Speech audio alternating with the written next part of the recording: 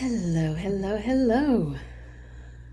Today is day 7 of my 30-day challenge. What? A week already?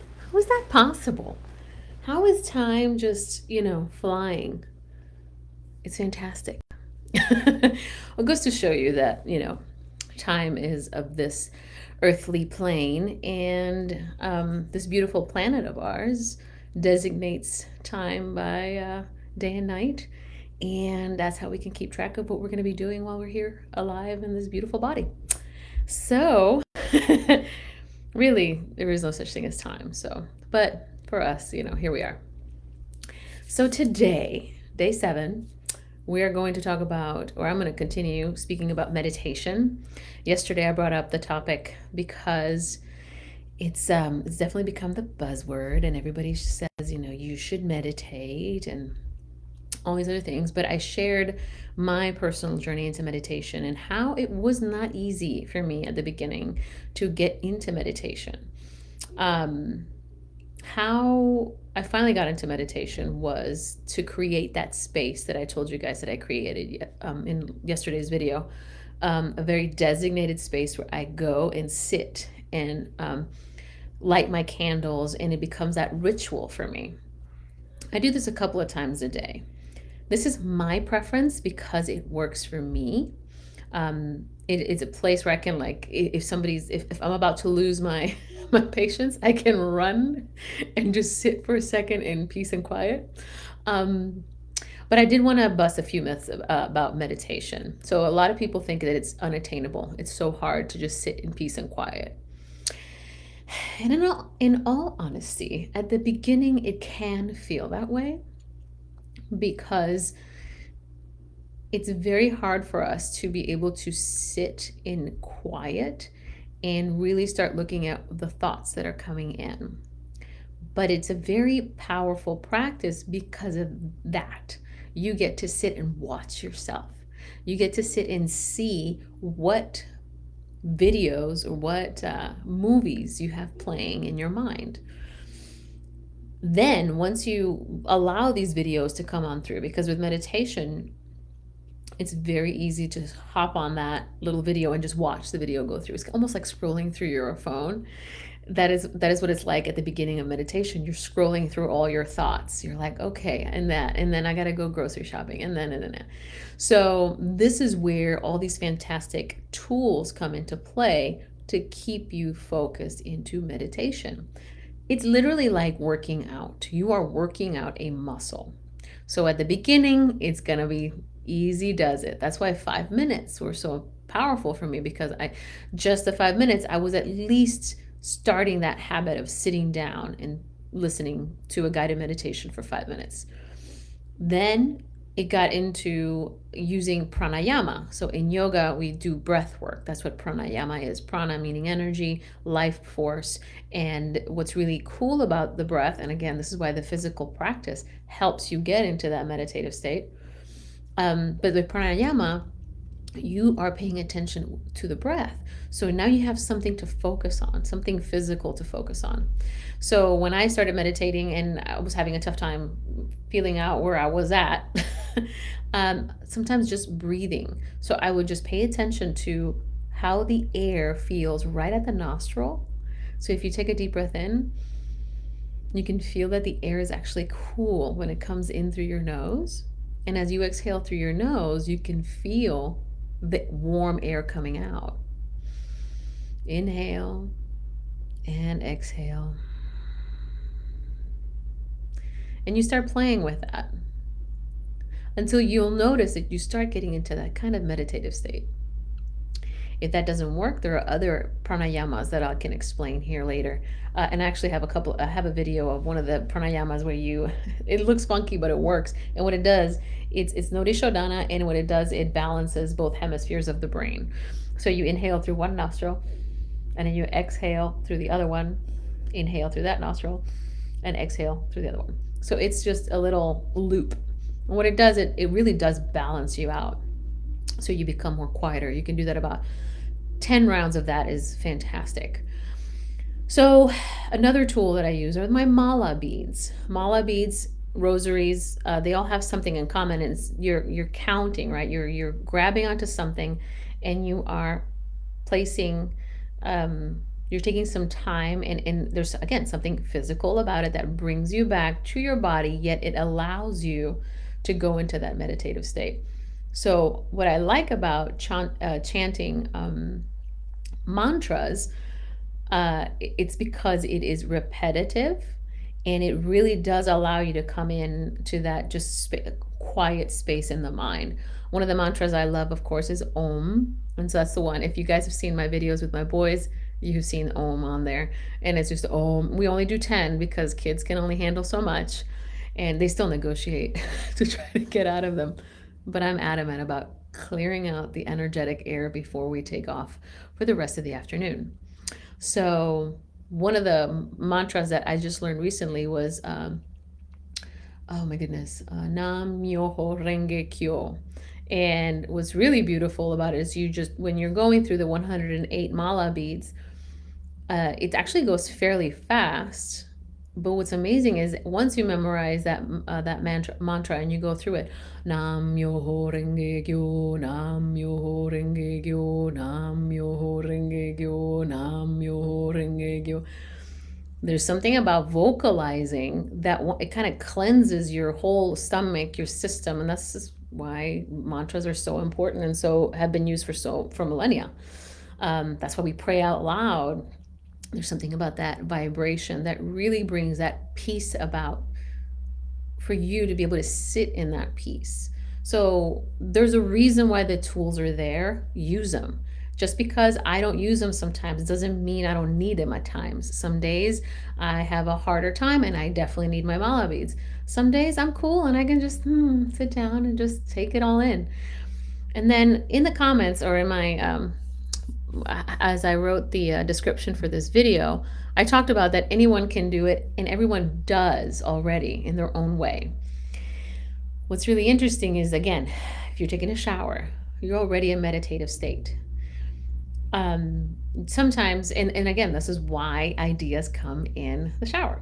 If you're driving and you're chill and you're listening to the music you love, you're going into a meditative state. We can hook you up to an EEG, an electroencephalogram, and it's basically nodes that hook up to your brain, and that's how they find out what your brain waves are doing. And when you're in alpha state, you're in a calm, alert state. That's usually the relaxation state. The one that I work with the most is the theta state, which is deep relaxation, about to fall asleep. That's where the real work can get, where you can get to work on your beliefs and the subconscious. That's the stuff I talk about with my clients and all that.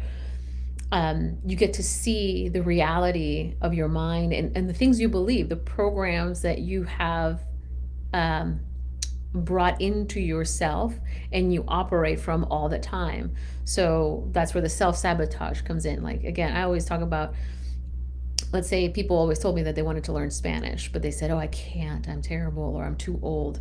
Those are all programs, because everybody has the same, we all have the basic same physical and spiritual apparatus. So if you believe you can do it, you can, but we got to get you to the point where you can, when you believe it. So that's where the faith comes in, and the belief that it can be done. So that's when I say, bust these myths that you can't meditate. Get over the fact that, oh, I don't have enough time. When people tell me I want to learn Spanish, but I haven't been able to. And so I'm asking, so are you ready to learn it now? So you still want to learn it, why not learn it now? And that always puts them on the spot, like, oh, too much work or whatever. And that's okay.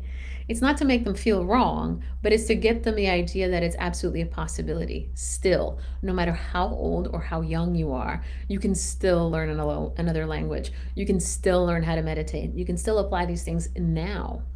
It's all about your motivation. So I always go back to motivation. But this video is about meditation. So another thing about meditation that the reason why I meditate, so I can be peaceful throughout the whole day, but then I also meditate so that I can connect to my higher power. And then I pray. So meditation and prayer are two very different things. Meditation is where you get to listen to your guidance.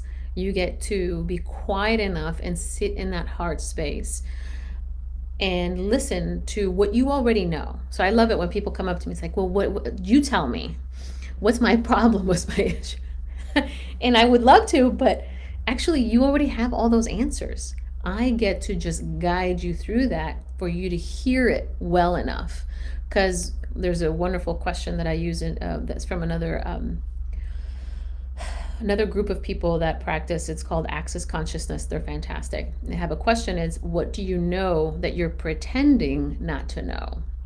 It's one of those questions that you're like, oh, I don't like it, but it's a real good question because you already know, always already know. In your heart of hearts, when you're connected to that source in that meditation, you can hear it. And then you become clear on what you truly want to do. I might be speaking a different language, even though I'm speaking in English to you guys right now. So as you see my videos, you'll get more and more of what I'm talking about. But I'm usually pretty repetitive. I just give you different angles to look at it, and then finally that light bulb goes out, and you're like, "Oh yes," or turns on. Not goes out, turns on, and you you understand what it is that you want to do, that you need to do. You align yourself with yourself, your most basic, most beautiful version of you. Which this is, if you look at kids, they're like that already. We just put those programs on top, right? This is what we do on this planet, in this day and age, in this society, the Western culture. And this is how you're going to operate here to be successful. What's really cool about everything that's been happening lately is that it's making us question, what is success? What are the rules? This is what I love about my children that have autism. Why are we doing this? Because when I tell them certain rules, they don't get it, and it's makes me question. That's a wonderful question. I don't know why we don't speak in elevators and we have to be quiet. It's a ridiculous rule, but it's an unspoken one that we have all taken on. So that's what's really neat about living in that very quiet mindset, because then you stop living from the reactionary. These things are happening to me, so I'm going to tell everybody how it's bothering me, and they're annoying me, and then now you're angry for the rest of the day, when you could learn how to be peaceful and quiet the best way you can. I'm not saying this is easy, the peaceful part, but it becomes easier with the practice. So instead of me, yelling at somebody, I could just take that deep breath, wait for a second, listen, because I'm already in meditation state. I already know how to basically tune that radio to that channel station. I hear it, take a breath, Nicole. Grace coming in. It's going to be okay.